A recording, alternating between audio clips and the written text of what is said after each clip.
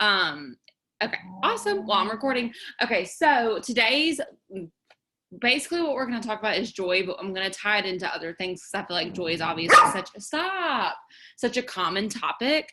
And so I don't want you to like listen to that and be like, oh, great, this again.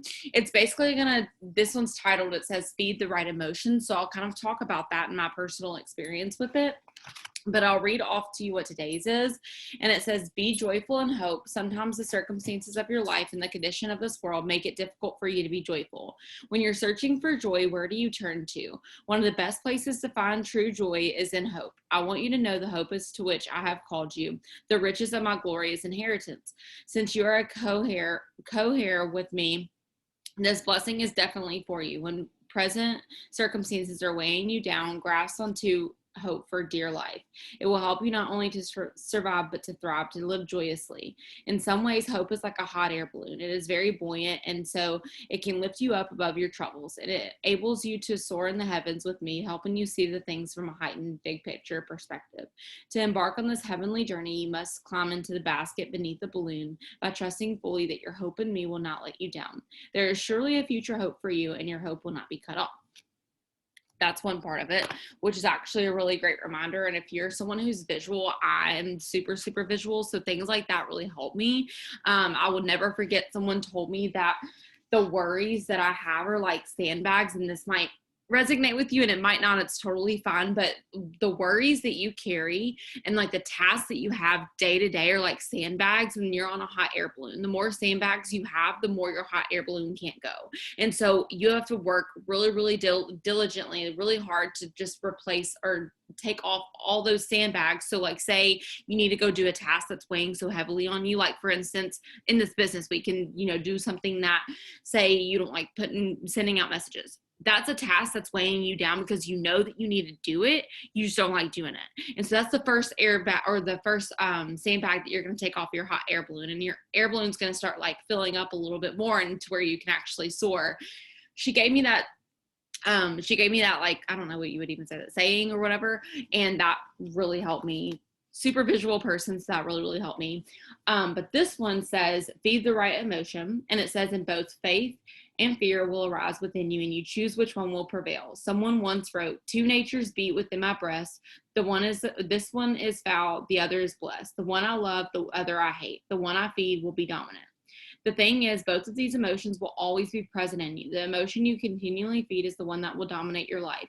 You can't expect fear simply to disappear. If you continually focus on your fears, entertain them, and give in to them, they will increase. The way to ultimately overcome them is to starve them. Don't give your fears any of your time or energy. Don't feed them with gossip or negative news shows or frightening movies. Focus on your faith and feed it. The more energy and time you give it, the stronger it becomes. And anytime you feel afraid of doing something, but go ahead and do it anyways, you will be programming your attitude. When you feel fear, it will mean go instead of stop, and the fight harder instead of give up. And then it says, what emotion are you feeding? Choose to feed your faith and courage. And so that kind of ties in to basically going into joy. Like you can choose your emotions for the day. And I know that sounds a lot harder and a lot easier said than done, especially if you have like a lot of things going on in life. But that's why I personally work so hard every single day, just like you should be doing, to pour into your cup. And that's like before I even get my day started, I don't look at my phone. I just look at my phone to turn my alarm off. And even then it just shows up on your lock screen. Like you don't have to look at your messages or anything to do that. So I protect my peace because I know instantly if I look at my phone or I message back to someone who's either complaining or maybe they're not complaining, they're just asking me a question, guess what? I'm pouring literally from an empty cup because I just woke up, my cup's not filled. And it asks you, it's like, what fear or what emotion are you feeding into today? Or there's some fears that keep holding you back from being the best version of yourself. For me, it has always been the fear of failing. And I know that sounds really stupid because obviously we always preach like failing is progress. And I truly do believe that. But on some circumstances, I'm like, what if I get all this money of what it is that I'm wanting and manifesting into my life and then I lose it all? That's my number one biggest fear of all time. And it's something that I have to work every single day to not feed into, because if that's what I'm feeding into, obviously that's going to attract my mood. That's going to attract the people that I probably don't want on my team, who are afraid of failure or whatever it might be. And so I just want to ask you today, like, that's kind of maybe a task that you need to do. There's a journal prompt, and you can actually go into this and ask yourself this if you wanted to. If not, totally fine. But it says, God is your ultimate helper. He is always there for you in both good times and in bad. What is your first inclination when you are faced with adversity? Do you turn to worldly remedies, or do you bring troubles to God first? What challenges are you facing in your life right now? Have you given them to God, trusting that He hears you and knows what you need? Write about your challenges below and lay your cares before God. Let me ask you this, and this is something that's super simple, but I don't even think about it. So this is a really stupid example, so just bear with me, but I struggle with headaches. Okay. Y'all know that, like, I wake up sometimes and I have migraines. Before I even hit the freaking like floor and I feel that I have a migraine on, I'm like, oh, gotta go take medicine, gotta go do this, gotta go do this remedy, gotta go do this, because I have like a system that I do to get rid of my migraines. Never once do I ever think of just praying about it and just saying, hey, God, can you heal me from this headache? Never once. Never once until last week, when I had one, when I couldn't host the prayer Zoom, and I was really upset. I was like, man, I really wanted to host this, but it just hurt so bad. And the first thing I did was go to the store, got more medicine, did all that. And I didn't even think to just sit there and pray and say, God, can you release me of this headache? And I know that sounds so simple, but it's just little things like that. So maybe you woke up with the fear this morning of your kid not being able to complete something at school. I don't freaking know.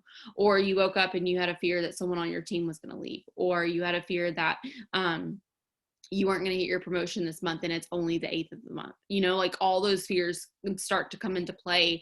What do you dive into? Do you instantly go into asking other people, saying, hey, what did you do for your promotion? Or what did you do for your kid when they did this? Or looked on Google, look for answers on that? Or did you instantly go to the source, which is the main source, which is the Bible, and asking God for things and ask Him for His guidance through that?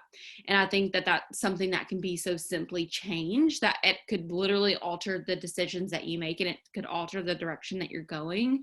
And just like the example that I made with the headache, it's so small, but it's things like that that add up to be so much greater. Because when you see Him work in the little dividends in your life and the little things in your life, you start seeing the greater ones for just like the ultimate blessings that you have been praying for. And so when you can see the small blessings that He's working in your life, you can ultimately see the big ones that He's working in your life, because the ones that aren't really that big but are bigger than the smaller ones, you're going to think they're ginormous, And so I wanted to just ask you that today, because there's so many times that I just ask, that I look at myself and I look at my situation and I'm like, man, I could have prayed for that and I didn't. And I just went on and like asked a billion people for their opinion and asked people for this or whatever.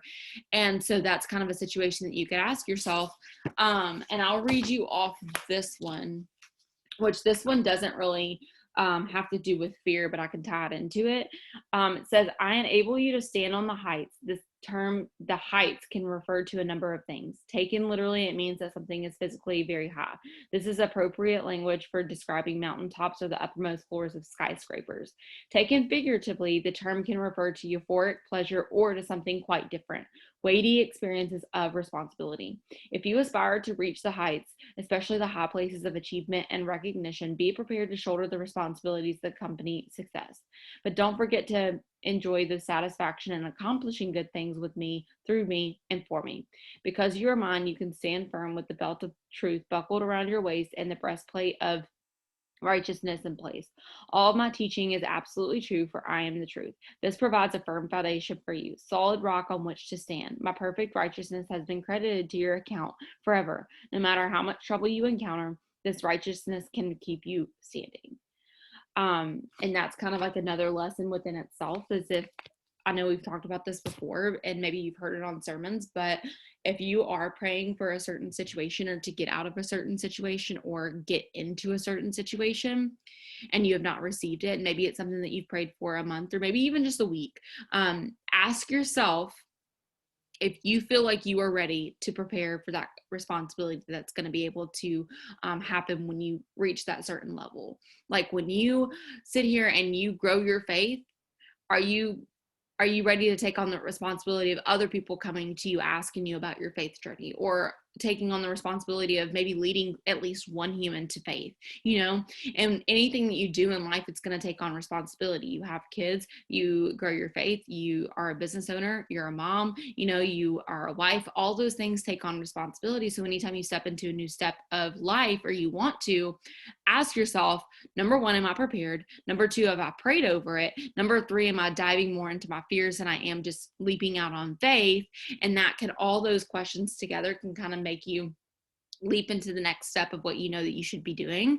And that's something that guides me constantly through it too, is I've been praying for presidential, but not just presidential. I was praying for the House, and I told some of my team members yesterday, but we had been praying for our house. The house was beautiful. It was everything that we wanted, and it fell through.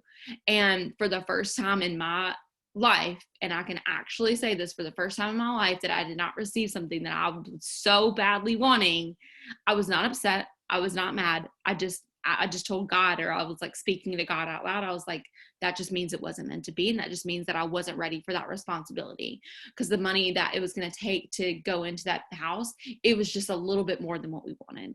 And so I just kind of took it as that sign. And so anything that doesn't happen in your life, or anything that does happen in your life, you can kind of look at it in that perspective and just say, okay, God's here to help me, or maybe he's here just to stop me from the responsibilities that he knows that I can't handle right now. Because if you look at your position and where you're at, and you are looking at, let's say, for instance, Morgan, you're looking at her position in this business, and you're like, man, I want so badly what she has. But if you look at all the responsibility that she has right now, she can handle it. She can handle it fine. Do you think you can handle it? Probably not, because that's why we're not where we're at, And I look at Morgan all the time, and I'm like, man, she has like this awesome life, like she has all these things, but I don't ever look at it as like a, man, why does she get to do that and I don't? I never look at it like that. I'm like, wow, go for her. She's prayed over this. She's had responsibility for this. God has been able to handle her for this. Me, not prepared there yet. So that's why I'm not there, and that's fine. And so like looking at anything in your life for that situation, I just want you to look at that with that perspective and ask yourself. And through all that, the first thing that we went through with joy, have joy through everything. Don't sit there and have an ungrateful heart when something doesn't happen. I know it's really, really hard for you to be like, this sucks, and you can dwell in it. That's totally fine, but be joyful through it and be like, you know what, God, you have a better plan for me, and just trusting that process. And if you're new to your faith and you're like, I don't even know where to start, like this God person is a little bit newer to me, that's totally fine. Challenge him. And I know I actually heard this on a Zoom, is reasons why I'm saying this, because I'd never felt comfortable saying this until I heard it on like a sermon Zoom. But they were like, challenge God to something, ask him to show you something in this, and ask him for a specific prayer to show you, like, say, for instance, if you're praying for something, when I was quitting my job and I really needed guidance, I said, God, give me the words, let go. Just give me those 2 words, anywhere, everywhere, wherever, so I know that this is your calling to have me quit. Not even an hour later, I pulled up the sermon on my phone because I really needed to just like listen to a sermon. The first sermon that popped up was let go. I said, okay. And I do that all the time for different things, and it doesn't always have to be a word. But you guys, I promise you, if you do something like that, and especially if you're newer to your faith and you're like, I want to see if this God person's real, like it's fine to test it in that area, but don't ever go to the heights of like trying to sit here and be like, you're not real, you're not real, you're not real. Just trust it. Just have that's the process of faith, and faith over fear. It's more fearful to believe that God isn't real than to believe and step out on faith. Like it's harder to think, okay, God's not real. Then if he's not real, then who are you going to lean on, And so that's scarier, rather than just trusting in faith and just diving deep into a situation that you just don't necessarily know how you're going to do it, but you're going to do it anyways. And so that's kind of the word that I wanted to give you today. There was more of like 3 different lessons in that, but I'm just kind of speaking off of whatever I think. So hopefully that helps someone. And let me just make sure I read from this one. Okay. Yeah. Read off that one.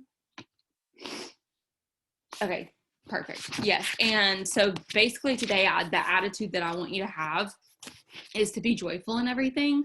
And I have been like, I think I was honest with y'all, but the 2 weeks before this or whatever, I was kind of going through a depression stage. Didn't really understand why. Didn't know how. I think maybe it was because it was really icy here. We couldn't go outside. Like, it was literally, we would slip down our driveway if we went outside. Really weird for Mississippi. And so I was just in this depressive state. And then as soon as it turned pretty outside, I utilized every single day and worked outside. I went into the park and just worked outside all day. And I literally looked up at the trees and I was just like, I'm so grateful to be here. Like, it sounded so like weird, but I said that out loud. And so whenever you're in a place of contentment, or you're in a place that you're like, I'm not in a bad place, but I'm not in the greatest place or where I want to be, just sit there and be like, God, thank you so much for having me in this place. Because I'm not where I want to be, but I'm way happier than I was 2 weeks ago. And so I just took that time and I was just like, oh my gosh, the trees are beautiful. I'm so grateful to have these trees to give us oxygen. I'm so grateful for this car that's passing by because it's just cute. Like, I was literally saying everything and anything. And y'all, the feeling that I felt saying those affirmations out loud and just thanking God for where I was at, even though it was not necessarily where I wanted to be, propelled me forward into this week. And I woke up excited this morning. I woke up joyful, and I woke up like, oh my gosh, I got to do this. And I'm just so excited. And so I think that kind of, dove into it instead of letting all the fears of, what ifs, because I don't know what we're going to do about a house. We got to get out of this house.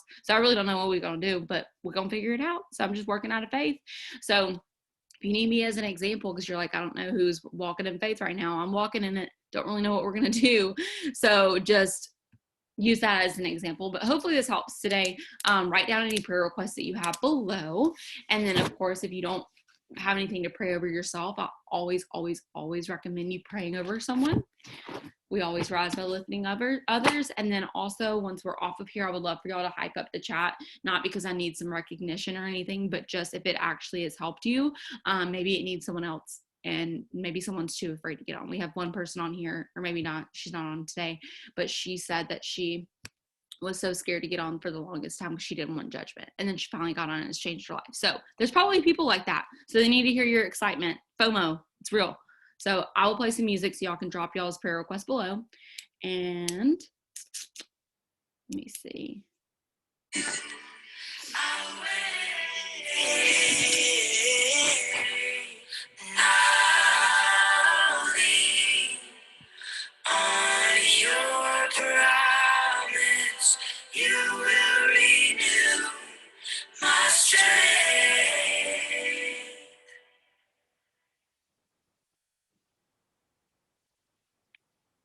USAA insurance for busy veterans like Kate. When she got a new car for bigger projects, she quickly updated her policy on the USAA app and said, done. USAA. What you're made of, we're made for.